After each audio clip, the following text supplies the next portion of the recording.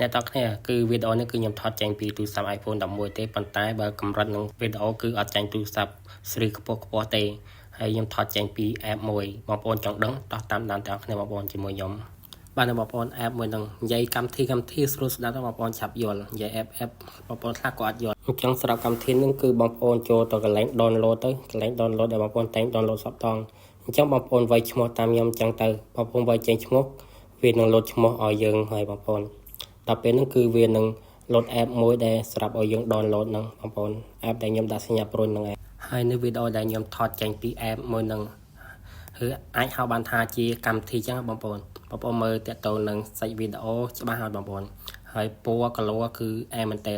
យើងបងប្អូនថតចេញពី app ហ្នឹងហើយបងប្អូនគ្រាន់តែយកទៅ Sri color ឲ្យតិចតួចនៅ CapCut ក៏បានដែរអញ្ចឹងគឺចេញមកគឺ standard ហ្មងតាក់ទងនឹងវីដេអូតួអានេះសម្រាប់បងប្អូនដែលអត់ចេះ Sri color អត់ចេះអុយបងប្អូនប្រើកម្មវិធីមួយហ្នឹងគឺលយខ្ញុំ recommend ឥឡូវយើងចាប់ផ្ដើមលាប